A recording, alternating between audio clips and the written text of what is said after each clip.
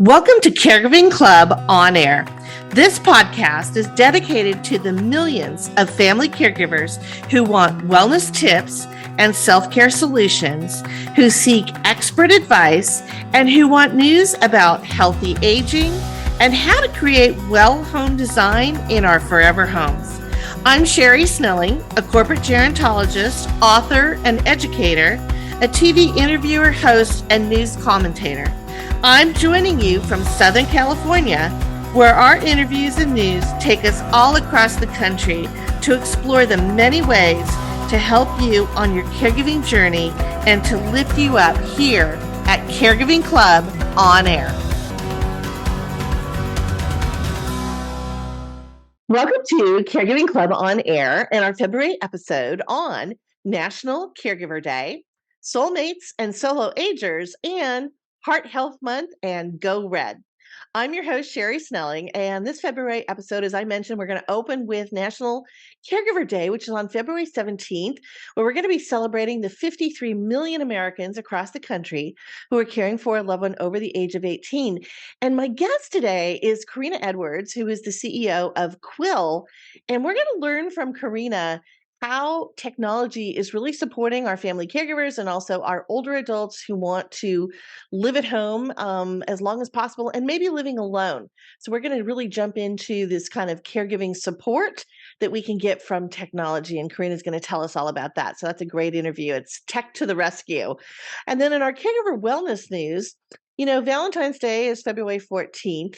And I wanted to highlight a love story that I had been involved in terms of knowing this wonderful couple who is Dan Gasby and his lovely wife, Bee Smith, who we unfortunately lost in 2020.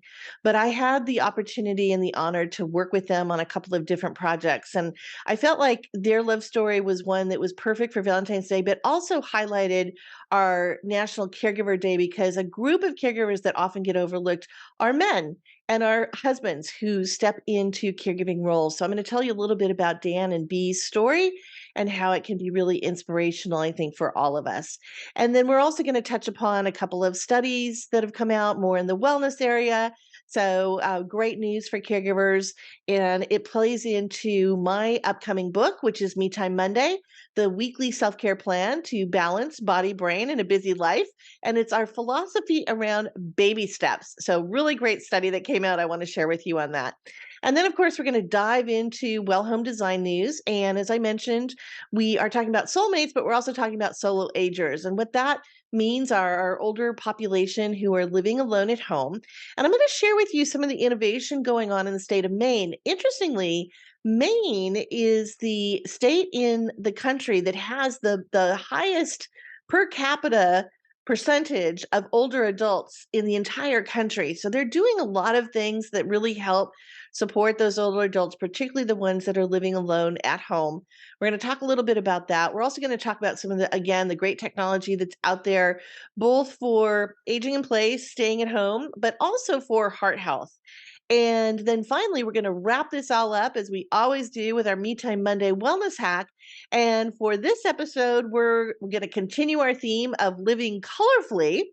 And we're focused on the color red, which represents, of course, love and also energy and heart health.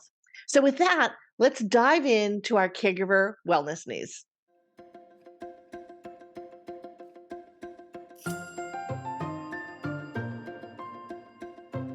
So for our caregiver wellness news, I want to start with this focus on February, which is Heart Health Month. And we just had our Go Red for Women celebration on February 3rd, which is why I'm wearing red for you today. But the American Heart Association puts out really great information about risk factors and lifestyle choices that we can make that will reduce that risk that we have of cardiovascular disease and other heart health issues, as well as stroke.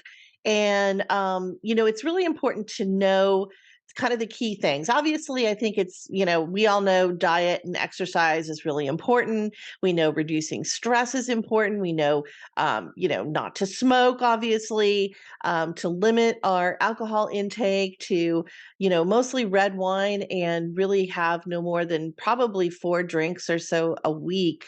So that's 1 glass of red wine, just every couple of days, I guess, during the week. But I think there's something really important that we haven't talked enough about, and that's family history. And I wanted to share a story with you. I'm going to have a link to the article that I wrote, but it was I interviewed a woman, Diane McGonigal, a couple of years ago. She was part of the Go Red for Women campaign, and she was a twin and in great health. She was actually a Pilates instructor. She was in her early 50s and, just really did everything right. She was eating right, exercising, obviously reducing her stress with a good exercise and all of that. And yet, this one morning, she told me she just had this, tremendous pain.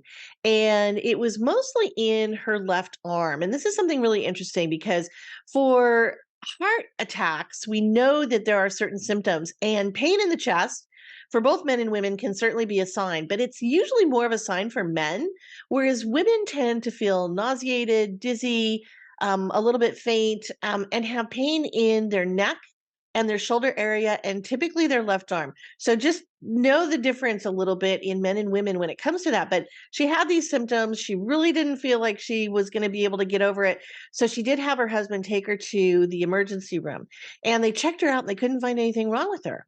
And she kind of, grabbed the nurse's arm and she said, I know there's something wrong with me. And if I leave the CR, I think I'm going to die. Now, we normally are not that intuitive in terms of our body, but this is a woman who obviously knew her body well. She worked out. And I think it's really important for us to understand we are the best advocates for ourselves. Our loved ones are as well because they know us. But sometimes the doctors, they kind of miss some of the warning signs. And this was one that was so it wasn't like, okay, she's absolutely on the verge of a heart attack. They couldn't figure out why this very fit woman was having this problem. Anyway, they went in and they did some more tests. And long story short, she actually had a very tiny widowmaker heart attack. Now, a widowmaker heart attack is usually a massive heart attack that will kill you instantly, which is why they call it a widowmaker. And for Diane's sake, because of her age being, I think she was only 52 at the time, in really good physical health, she was obviously able to survive and overcome that. So, thankfully, she knew something was wrong. They finally got the right diagnosis, and then she was on the road to recovery. But interestingly, and the story I wanted to share with you is she said to me she knew nothing about her family's heart health. And she had a twin sister, by the way. And so they both started digging into asking questions of different family members. And what they found out is that they had, I think it was a great uncle, and then one of their grandfathers on one side of the family, both had these widowmaker heart attacks. And so knowing that she had a family history of this would have maybe made her, even more advocate for herself. Thankfully, she did when she was in the ER. But I think it's really important because we don't know enough about our family health history. So, take some time when you're with your family, figure out what are the things that have, impacted, whether it's been cancer, heart disease, diabetes, COPD. Certainly now with Alzheimer's, we're thinking about it. Although I will say with Alzheimer's, there is a very low genetic risk unless you're diagnosed with early onset, which I'm going to talk about in a minute with Dan Gasby and Bill B. Smith's story. But typically Alzheimer's, when you're diagnosed later in life, there isn't a genetic connection that means that your kids or your grandkids or whatever will get it. But with heart health, definitely there is a family connection. So I just wanted to give you that story. And as I said, I'll have a link to it. Diane was really wonderful to share that with me. And I think it really illustrates, particularly as women, how we have to really pay attention to all of the factors that can be a risk for these things. The other thing is there's a new study out. So in Caregiver Wellness News, real great study that came out. It was actually done in the UK. And what it found is that, we often think, okay, yeah, we've got to get 30 minutes of aerobic exercise in every single day. That's really, really tough, particularly if you're a family caregiver, to find that time to be able to do that. And this study said, actually, if you can get in some kind of moderate exercise, the more aerobic, the better for your heart. But any kind of exercise for 6 to 10 minutes a day, that's enough. And I think that's a really great message because let's face it, no matter how crazy and busy our lives get, I know we can get overwhelmed and we seem like we just can't find any moment at all. But if you really think about it, we can find 6 or 7 to 10. I like the word, I like the number 7 because that fits into our whole 7 aspects of life, but that's in my new book coming out. But 7 to 10 minutes a day is doable. And the more aerobic, the better, certainly for heart health. But also think about this: what's good for your heart is good for your brain. So, we don't know exactly how we can prevent Alzheimer's, but we do know that there are lifestyle factors, and those include things like aerobic activity that will help with brain health and do become protective in terms of the risks that we might have later in life for Alzheimer's disease. So if we can find just those, it's baby steps, right? It's not about, taking on this big, huge new exercise program. And I know we just had the new year and everyone's probably still doing fairly well, although, this is about the month where everybody starts dropping off from their latest, greatest habits. But you can find those 7 to 10 minutes a day. And whether it's just breathing exercises, getting outside and doing a great walk, or whatever you can do that helps, give you that stress relief, but also gives you a little bit of that heart pumping. It's going to be great for both your heart and your brain. So let me turn now to Valentine's Day. I mentioned up front in the intro that we were talking about soulmates. And certainly I think one of the better love stories that I've come across and that I was personally a witness to, if you will, was the story of Dan Gasby and his lovely wife, Bee Smith. And I had the opportunity to work with them on several occasions. I actually interviewed the two of them when their book came out called Before I Forget. And if for any of you who are looking for a really insightful book about what Alzheimer's disease does, particularly when you're in a relationship, this is probably one of the better books that's out there because they write it from the perspective of each of them. Obviously, B had been diagnosed, and I mentioned, earlier about genetic connection. She was diagnosed with early onset, and what that means is you have a diagnosis of Alzheimer's before the age of 65. That tends to carry a little higher prevalence of a genetic connection. So that does mean that you probably did have a family member who had this disease of early onset Alzheimer's, and now you had a higher risk for it. She didn't know that about her family, and we don't have that information, but that is more typical versus when you're diagnosed later in life. There really is no risk factor that's higher than just the average risk for your other family members. Anyway, so getting back to this, they wrote the book when B was diagnosed. She understood what was going to happen to her. And so she writes about that fear. She writes about what's going to happen when I really don't remember how to do this or do that. What's going to happen to Dan? Dan obviously writes about, that loss of having that partner and that companion. They had been in business together because B was so successful. She wrote books. She had restaurants. She was on the Today Show. She did a lot of home goods. She had home good branded goods in a lot of different stores. And he was basically the business brains behind all of that for her. And so they were really in this life together, and they were starting to lose each other in a certain way. It's a really beautiful, poignant book. It's a beautiful love story. And as I said, I was so grateful that I got to know them and learn their story. And then we did some work together after that for ARP and some other organizations. So I got to see, unfortunately, the progression of the disease with B and the toll that it was taking on Dan. And that's one thing I wanted to do a shout out to the men out there who are caregiving for a loved one, typically a spouse. But, we know that, for instance, with Alzheimer's disease, we know that 66% of those cases are women. And what that means is more and more husbands are probably going to be falling into this role of caregiver for their wives who have Alzheimer's disease. A lot of the other diseases that we see, whether it's heart disease or diabetes or others, they tend to affect men and women somewhat equally, but we have a higher prevalence in Alzheimer's for women being diagnosed and more men now stepping into the caregiver role, which, by the way, 60% of family caregivers are still women, but 40% are men. And we find more and more men who are becoming that primary caregiver. So a big shout out to not just the men, but all of our family caregivers on this National Caregiver Day, February 17th. That's your day. We're going to celebrate you and say thank you so much for what you do, because you really are the largest volunteer healthcare, long-term care army that we have here in the U.S. So thank you. And then, I also wanted to talk a little bit about some a speaking engagement I have coming up. I mentioned Alzheimer's disease. Big shout out to a colleague of mine who I just adore, Brooks Kenny, who is now the brains behind the marketing and branding strategy for Altoida. And she invited me to do a speaking engagement with her for Kensington Senior Living and the families that are connected to Kensington. And so we just did that. It was a wonderful, wonderful turnout. And again, there's so much interest now in Alzheimer's disease. So a lot of things that have to do with heart health also have to do with brain health. And that's a little bit of what we talked about last week. And we just are, it's good that we're learning more about how we can keep our body and our brains functioning and stay as healthy as long as possible. So with that, I'm going to go into my interview with Carina Edwards, who's the CEO of Quil. And you're going to learn some really fascinating things about what technology can do to really become almost like a virtual caregiver, if you will, particularly for our loved ones who live alone, or if we're long distance caregivers and, we can't be there every day to kind of check in with mom or dad.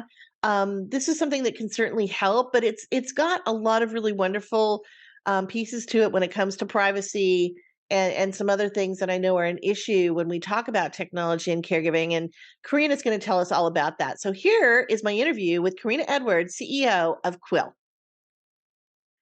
So I'm really excited to have my guest on today, who is Carina Edwards, the CEO of Quil. And she's going to tell us what Quil is all about. But Carina, I want to start with, first of all, welcoming you to Caregiving Club On Air, and also tell us where we're talking to you from today. Thank you for having me. You are talking to me from Philadelphia, Pennsylvania. Wonderful. As I mentioned earlier, I think you're our first guest from Philadelphia, so that's exciting. We're filling out, every state in the union so far. So thank you for representing the Pennsylvania group. Thank you. Downtown, right on Market Street. Absolutely. So as I kind of teased in the opener here, tell us what Quil is and how it works. Okay, so Quil is a all-in-one solution for personal safety, home safety, and caregiving. And so what we've done is we've taken the connected home system. So we'll talk about the company in a bit, but we've taken a home security company and basically twisted that technology to say, hey, caregivers, one of the things that you are worried the most about is, how is mom? Is she okay at home? She wants to live at home. She doesn't really want to wear the button, but she just needs to be safe. And so we've created an extra set of ambient signals with home sensors, door detectors, monitors to do patterns and trends and make sure that we know everything's okay. She's up and around. Her patterns are the same. Nothing's changed. And when they do change, we alert. Well, and what I love about this is, as you said, I think one of the biggest obstacles, I know for my mom, for instance, my mom lives alone since my stepdad passed away, and I worry about her and there's stairs and all those kinds of things. But, she doesn't want a camera on her. She doesn't want, she doesn't want to have that nanny cam kind of thing going on. So this really helps with the privacy, particularly for those older adults and parents and grandparents who may be living alone. So, if you can give us a little bit more around that, but it doesn't invade their privacy, I guess is what I'm saying. Tell us how you accomplish that. Yeah. So the first thing we do is we don't spy, right? This is a full, discussion with your senior or your older adult that basically says, listen, you want to live alone as for as long as you can. You're having some challenges navigating. And so what we're trying to do is say, listen, what signals am I going to listen for? I'm going to see like what time you get up, what time you go to bed, how many rooms you go into in a given day. If you've gone to the kitchen normally 5 or 6 times a day, and now you're only in there twice today, it's going to give me a little like, different pattern. If you Mm. normally sleep on average about 9 hours, like I don't care how long you sleep, but if you're sleeping like 4 hours, it's going to give me an alert. If I notice, right, if we decide that you've been having some new medications, and so now we may want to do bathrooming and understanding just patterns. Not no cameras, no video, no audio. This is just like, we've detected in our beta population UTIs just because of frequency of visits. Things that you're not even thinking about because, you have a new medication that came into the mix and that they said it was a random side effect. And now you're like, well, wait a second, what's going on? So these are just patterns of daily living. and trends. And so that's what makes the seniors receptive enough because they want the support. They just don't want to be Right. spied because who wants to manage them? Exactly. Well, and I love that because as you said, we don't know what we don't know, right? And there's so much about getting older and some of the physical and other things that we may encounter that we're not in tune to. So this really kind of is a real help in that. So tell me first of all, how Quil came to be, Sure. because I know it was a collaboration between Comcast and Independence Health Group. But how did you come together to create Quil? Yeah, so Quil is a joint venture. And so that's the fun part here. We're a 50-50 joint venture between Comcast, NBC Universal, and Independence Blue Cross here in Philadelphia. And this all came together with saying, listen, we have technologies and we have reach that we can bring to bear between the two parent companies. That if we do so together and in collaboration, think about how we can impact caregiving and people's ability to stay safe at home. And Mhm. so it's about connectivity. It's about understanding of health. It's about health and wellness and literacy. Because one of the interesting things here is, as caregivers, speak to the caregiving, side of Right. this. Only about 14% of American adults can navigate the U.S. healthcare system. We have a I literacy believe it. challenge that is, and so it's fun with the reach of the system. So today, QuilAssure is the ambient sensors in the house. The app is geared to the caregiver. The senior can participate in the app if they want to or not. They don't have to. Right. They have a button if they want to use the button. We always tell people actually don't use the button, put it on the baseboards, because when you fall, you're going to want that button close to you and not by the bed where it is kept in a lovely little basket because you don't want to hurt it. And Right. so it's just interesting, when you start now thinking about education, we also have a TV channel. So if you're in a Comcast or a Footprint, you can go to your voice remote and say Quil Health. And the TV channel comes up and caregiving resources on how to start having the conversation with your elder, how to start thinking about, the dueling responsibilities of being a caregiver, how to get your family and brother and sister to support you. And so all of those things that, where to keep that medical information, can we have it all in one place? So we're really trying to give them the tools they need to navigate a pretty long period because I manage 4 people lovingly over 78 and they have no intention. Like they're to the day that they, pass, it's no, no, no, I'm home. This is my house. Right. Yeah. Right. Exactly. And I think that's what everybody wants, is to stay in their home as long as possible. But we've got to have some of these things that kind of help us out. So I love that because it is connected then to, your cable inside and Yeah. your television and all of that. Now you mentioned that obviously this uses technology like artificial intelligence. So it's very personalized. It's whatever your routine is, that's what the patterns that you're watching for. But tell me a little bit about how that technology works. And then also, is there voice technology? So, for instance, let's just say I did fall. Do I have to be able to reach for a button, or how do I do that? What happens? Yeah, great question. So, first, it's an ecosystem. So, the core technology is the core kit: 3 motion sensors, 2 door detectors, and a button. Okay, that's the core kit.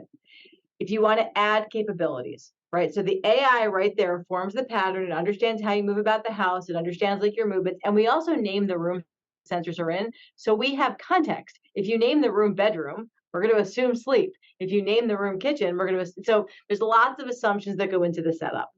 From there, we can, because we're all app based, right? We can use our voice assistants. And so we connect into Alexa, we connect into Siri. And so that's how, if there is no button anywhere accessible, and I can't say her name because the phone will come up. I'll Right. cover her voice, but like, Right. hey Alexa, go ask Quil for help, right? And these are all the voice commands that we can teach the senior to be able to share. But more important, I have for the caregiver. So if the caregiver is like more tech savvy in their home, hey Alexa, tell me how mom's doing today, and it Right. reads her off like a hey. She was up and around at 7. She's been in the kitchen 3 times. Like it just goes through the daily pattern so that peace of mind seeps back in. But yes, Well, and then if you want to add an Apple Watch, you want to add we connect into that ecosystem as well. which is really tremendous, and you hit right on it, which is that peace of mind. I think as family caregivers, again, yeah, we don't want to hover, and but we're concerned, and we're at work and we've got all these things going on, maybe other family obligations, and then what's going on with mom, how's she doing today? So you're right, it's really a great support for family caregivers, and kind of helps bridge that gap when you can't Well, and actually the be one thing I'll there. add too on the ecosystem, right? There's so many caregivers collectively have very similar needs, but Right. seniors are in very different segments. Or I should say Right. older adults are in very different segments. And so we have the very tech savvy, tech forward. I live in a building in Philadelphia I love to brag about because it is a large building. It's about 700 units. The average age is 75. I live in like my perfect little like ecosystem to learn about my people that I'm supporting. Right. Because when I think about it, right, I have the 90-year-old that's super tech savvy, that's connected up and streaming and doing everything, and I also have like the 70-year-old like uses no technology, sits at a writing scribe desk and like wants to do that. So these are my Right. neighbors. And so when you Right. start thinking about this, you need solutions that fit the older adult to meet them where they are, but collectively provide the caregiver with as much information as they can get for as tech Right. savvy as they may want to be. Well, and what I love, and also thank you for, defining our older adults, because often you see, okay, the box you check is over 65. But you and I both know that if you're in your 60s or even sometimes in your 70s, that's very different from being in your 90s, right? I mean, usually. Yeah. And it doesn't mean that we're not still cognitively with it or whatever, but things do change over time. And so the nice thing about having something like Quil is that you can see those changes happening. So you can predict or even prevent certain things from happening. Yeah, my favorite alert. So I use this on my family. I loved it. I think the biggest thing is caregivers, all of us, we have to approach the conversation very delicately, right? With some of my elders, I can like hit them over the head with it. On others, I gotta like, so your daughter's a CEO of a tech company. Like, hey, could you do me a solid? And like, I know you live in a 3-story townhouse. Like, would you test our technology? Like, I want to make sure the signals go from the top of the floor to the basement. And my dad's like, oh, well, if it's going to help you out with work, of course. You know, he's like Right. fallen like 4 times. He's wound up in the ED. Like I'm allowed to share his information. I have like he allows me to like tell his stories. But whoo, he's a hot mess. And so when I Yeah. when I think about Quil, what it gives me, especially because I travel, it gives me that anomaly detection, and it also the personalization I think is also important. So for all the caregivers that are listening, it's like I will go back to an experience with my grandmother quickly. I was at Philips when we bought the Lifeline acquisition way back in the day. I got a great subscription because it was like an employee thing. Yay, awesome. I got it to my grandmother. And she wore the button. She was wearing it. She grabbed her laundry basket. She went down to the basement because that's where they did their laundry in that building, in her apartment building in Florida. And she mistakenly hit the button. And so then she went down to the basement, did her laundry, didn't know that somebody basically like EMS was like knocking on her door Right. and like, broke the front door to get in because they thought she was in an emergency situation. Oh When I no. tell you she never wore that button again, it sat by a basket by her bed, like never to be touched. And I was like, no, Right. it's okay if it happens. It's not a big deal. No. And you fast forward, and I say that story because I think it's important for people to realize that we have all this technology, but if we're not actually seeing the output and understanding the benefit, Right. then what's the point of it? So, like, my Right. father will never wear a button. He has an Apple Watch. Every time I see him, I say, "Hey, what time it is?" "Oh, it's charging by the bed." Sometimes he thinks the Apple Watch is the thing that he can talk on, so he leaves the phone at home. So it's like, okay, so we have to really like look at these technologies and say, "Hey, with my father and his state of health, is he on the first floor, second floor, third floor? Where was he last detected? What was he last seen?" Then escalate on their permission scale because my dad never wants EMS to be called. Ever, ever, ever. He will Right. call 911. That's his wishes. Okay. So the app Right. texts me. When there was an Right. anomaly detection the other day, I got a text message saying, "Hey, no activity has been seen in the house for 15 minutes and we know he's home." Okay. So I there call you him. go. "Hey, Yeah. Dad, what's going on?" And so if I wasn't there to answer, the call center would call him, but nobody Right. would call EMS because that was his wishes. So I think configurability here and living with the senior's wishes in mind Yeah. make this a receptive enough community.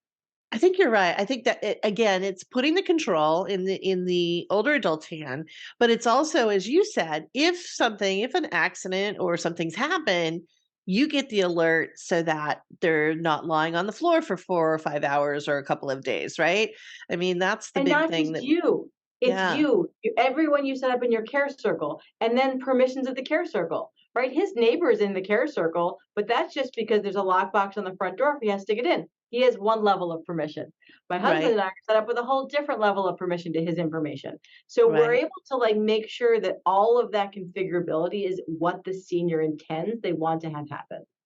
And I think that's so important. I love that you explained that because I think a lot of people don't, older adults in particular, again, don't understand that these sensors in the home, you have control over what they see Yeah. and what information they give out. And that's really key. Well, One he thing goes I in the app and read, tells you when yeah, it's right or wrong, sorry. He's right. like, "Hey, I was up," like, because it'll say like, "Oh, dad was up and around at 9 AM." I was up Right. at 8:45. I said, "Dad, up and around. It's not like this isn't like your weather beacon." Maybe the sensor was asleep at the time. Yeah. So one thing I read about the product that I thought was really interesting is that even if in an emergency, like a disaster situation or something like where the internet goes down or the power is out, this will still work. And I'm confused by that. So explain how that works. Yeah, so, I mean, unless the cell network of the region goes down, this will still work because we have battery backup. We also have cellular backup, and so if the Wi-Fi is wonky, if internet gets cut, if power is out, clearly after 8 hours, yes, this will eventually go down. But in that interim, speaking of power, it's been helpful because that's the thing. So our CTO, Dwight, his father has the app. His father's 92, and when that big storm came up through Virginia, they knew the Yeah. power was out in Dad's house because Quil notified Dwight that it was on battery backup.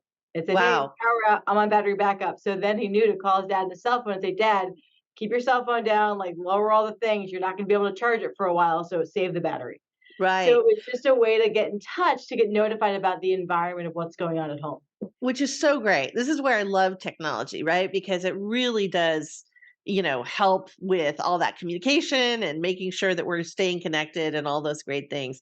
So, I just I love what you've done, and it's so helpful. I think for long distance caregivers in particular. Again, even those of us who may live in the same town or near our family, yes, we're gone during the day, but when you're long distance, it's really, really tough. And I think this is such a great idea to make sure you've got that comfort, with the I caregivers. have a quick story. I was at a conference in California. I was literally about to go on stage and speak to an audience, and I get a call from my father.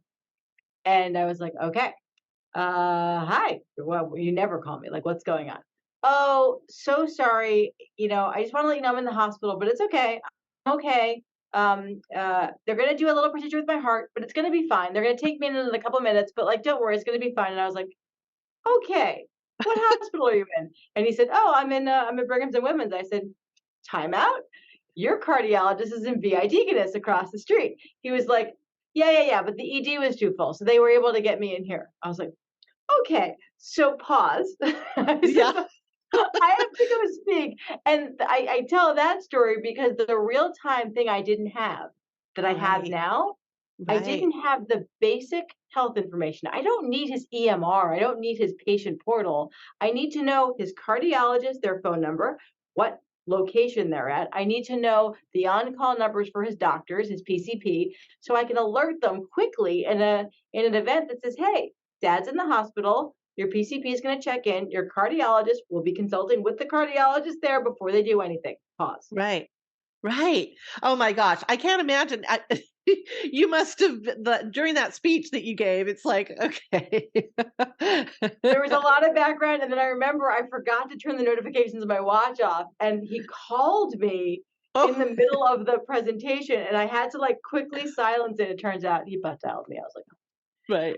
Because back then you put the phone down wrong on the bed, but I was like, "Okay, Right. I'm already stressed out here." But I was on the red eye home that night. Right, of course. But oh, what a great story though that as you said, it kind of helps keep all the information, the Yes. pertinent information that you really need, which is so critical.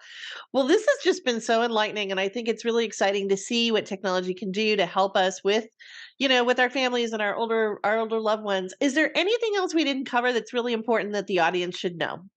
Yeah, I think the key thing is for everyone listening out there, I'm not just a CEO of a tech company. As you've heard my stories, I'm a caregiver. I understand where you're coming from, the things that you need. This is really meant to be a solution that can age with your older adult. It's meant to like start with peace of mind and get up to emergency support. And so I think my only advice would be as you're thinking about smart home technologies, as you're thinking about new ways to introduce your parents to a little bit of support, consider ambient because I do think the when you need a button, there's already been a big incident. So like get ahead of it so you don't have to rush to put something in place in the future.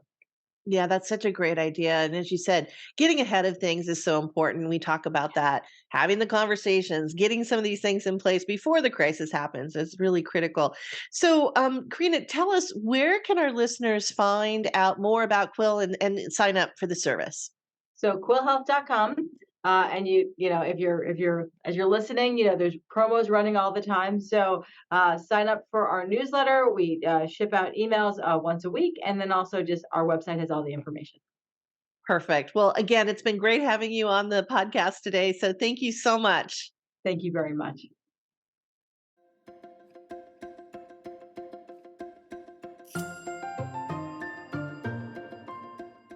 So wasn't that really great information from Karina? I mean, it's really I think it's wonderful to know that there are these solutions out there. It's just a matter of making sure that we get you connected to them, so you can find the ones that work best for you. And I think that Quill is really doing a fantastic job. And it's one of those things that I think that's what this podcast is all about, and what we try to do is bring good information to you as caregivers and help make your life a little bit easier. Steve Ewell, who is the head of the Consumer Technology Association Foundation that puts on CES every year. So he really orchestrates a lot of these new technologies that are coming out, particularly for aging in place and age tech and caregiving tech.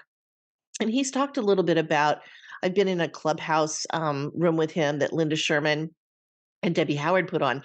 And he's talked a little bit about how there are so many more things now for privacy for older adults so that they don't feel like they're being, again, it's as Karina was saying, not being watched, but making sure, excuse me, a little frog in my throat there, making sure that if there's something happening that changes, that we can be made aware so that we can prevent some of those falls and other issues from happening. I also want to do a shout out because we're talking about technology and it is Heart Health Month. There's a great company called LiveCore, and they make a product called Cardia Mobile. Now, you may have seen commercials. They're doing quite a bit of commercials on television these days, at least the shows I watch.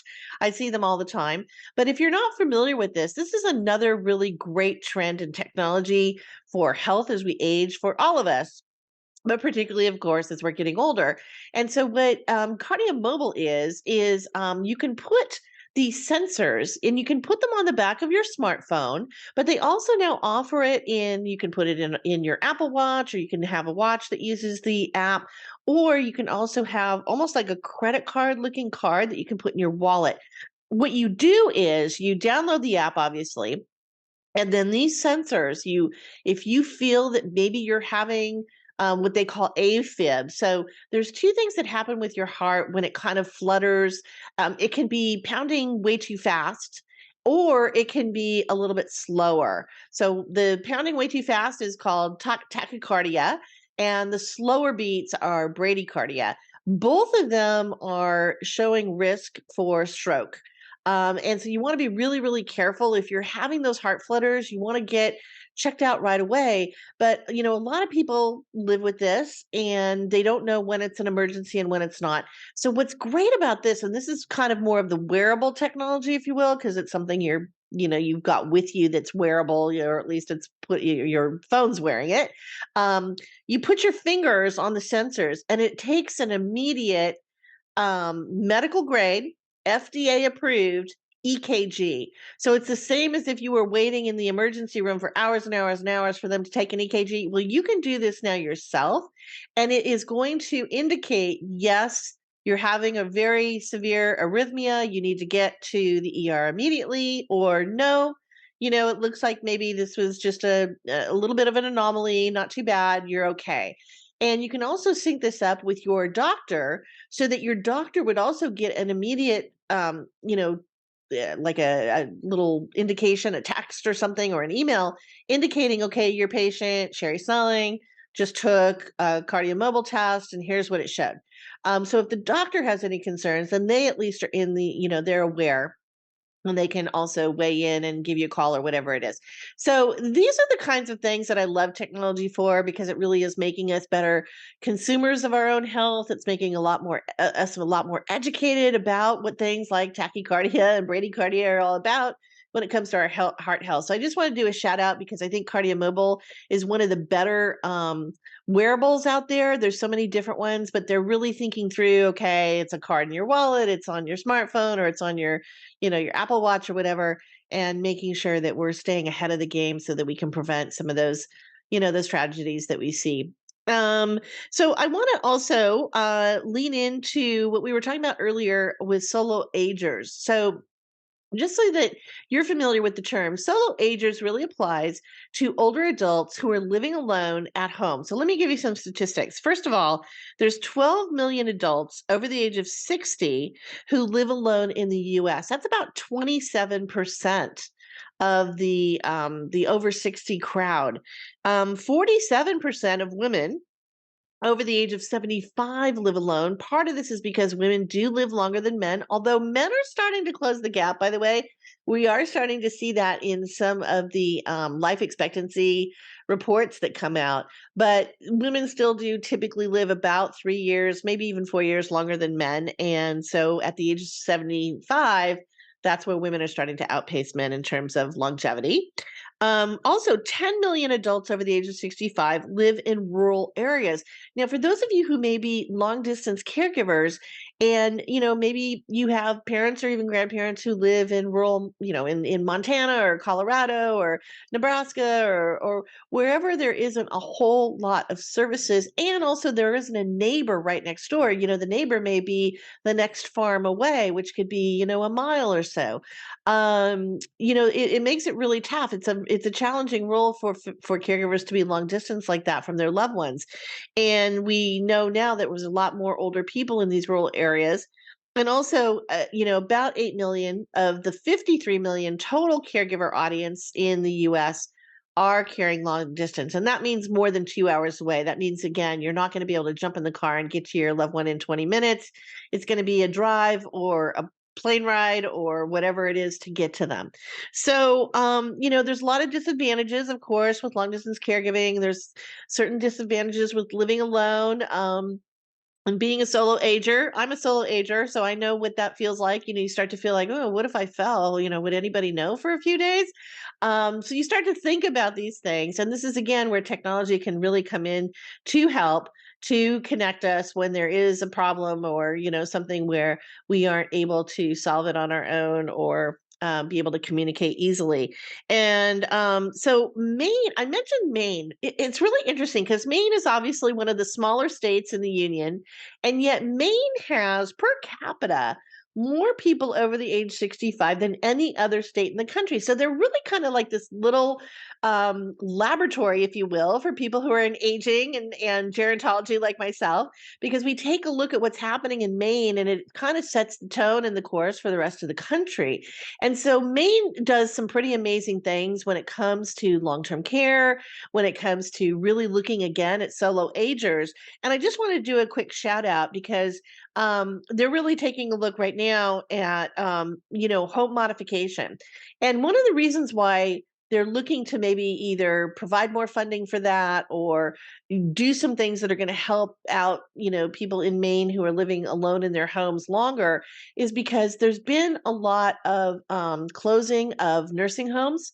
Many nursing homes that are privately owned. Now the nonprofits seem to be, going okay, but there's a lot of closure that's happened since COVID with nursing homes. And what happens is, you close that nursing home, and now if your loved one cannot be cared for at home, and that happens particularly again, very often in the Alzheimer's community with memory care, it's very difficult to keep a loved one at home until the very end stages. They do need to be overseen, supervised 24/7 by professionals who understand the disease. When you close that nursing home or that memory care center, the nearest one might be 2 or 3 hours away. Think of the burden that puts on family caregivers. Maybe you were just 20 minutes away and you could go visit your loved one. Well, now you're traveling 2 hours, 3 hours one way just to get to your loved one and see them. So it's a real, real burden, and particularly in places like Maine. And so what they're looking to do is to really help out more with keeping people home longer, bringing the help into the home rather than having to have you move your loved one. And so they've really done some really innovative programs. They're really looking from the government perspective at supporting that. So I just wanted to do a little shout out there because there's a lot of things that are going on, but it's something to think about as a family caregiver. And it's not that you can ask a nursing home, gee, do you think you'll be in business for, the next couple of years? But pay attention because, there are some that might be on the brink of bankruptcy. And if there's any way, there are some places, and, eldercare.gov is a great place to go. They might be able to guide you and at least give you some insights as to what they've heard. Geriatric care managers who help you put together care plans. Sometimes you can access those through your employer. It depends on what benefits you have. But if you can have one of those experts tell you what they think or what they've heard, it might change your decision on where you want your loved one to live, if they are going to move into one of these assisted living or memory care or nursing home type communities. So I just wanted to give you that shout out in our Well Home Design news. And then lastly, I just wanted to quickly, and I'm going to have a link to this article on our episode guide page, but Porch, which is a home care agency, reached out to me recently and they said, hey, we would really love for you to do a guest article on how do you, what do you need to plan for if you're an adult family caregiver and you've decided that maybe mom or dad should come and live with you in your home, which is such a great question. So of course I said, yeah, I'd be happy to do that. So I, wrote this article for them. As I said, I'm going to have a link on the episode guide page, but just so that you know, there's 3 P's that you need to think about. And then I'm not going to explain them. You can read the article, but it's, you need to think about the privacy, both for yourself and your family, as well as for your older loved one. You need to think about prevention. That's, probably the biggest one, the safety things. What are the things you need to do to make your home more safe for someone who's a little bit older? And then third, of course, is the personalization. Because if you are going to have a loved one move into your home, you want at least the room where they are at and some other elements to make them feel like it's their home as well. So that article, I hope you'll find it enjoyable. As I said, I was really happy to do that for the folks at Porch. And I thank them for asking me to do that. And you can check that out on our episode guide page. So with that, I'm going to go into our Me Time Monday Wellness Hack. And as I said, we're going to continue our theme of living colorfully. This time it's red. Red is the color of love and energy and also heart health. So here you are, our Me Time Monday Wellness Hack. Welcome to the Me Time Monday Wellness Hack. For this episode, we are celebrating February with Valentine's Day and National Caregiver Day on February 17th. This wellness hack focuses on our theme of living colorfully with the color psychology of the color red. Red is mostly associated with energy, action, and can actually increase heart rates, which is why it is used for urgent or important messages such as stop signs, red lights, and warning labels. Red is also associated with the color of life and love, and studies have shown that red enhances the appetite, which is why fast food restaurants love the color. One study showed memory care residents with Alzheimer's increase their food and water intake simply by eating from red plates and cups. But for others, red can create fear, agitation, and it can also represent sin. Think of Halloween devil costumes or the red room in the erotic romance novel 50 Shades of Grey. Red light can also heal. One study looked at brain scans of neurologically impaired patients after seeing the color red. In both Parkinson's patients and those with traumatic brain injuries, the color red actually showed a slight decrease in their negative symptoms.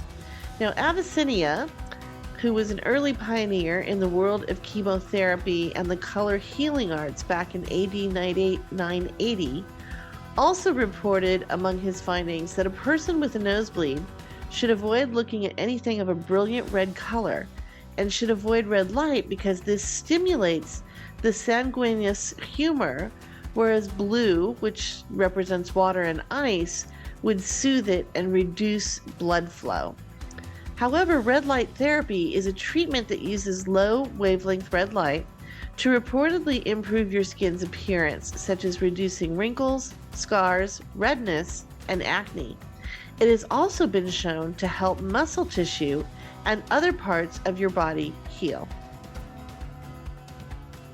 For caregivers, you can use our Me Time Monday program to find better heart and brain health and find wellness breaks throughout your week. Whether you put on a pair of red shoes and get some walking in, or eat healthful red fruits and veggies, let the power of red fuel your energy to keep going for yourself and your loved one. We hope you enjoyed this Me Time Monday wellness hack. Each episode of our Caregiving Club On Air podcast feature a new Me Time Monday wellness hack.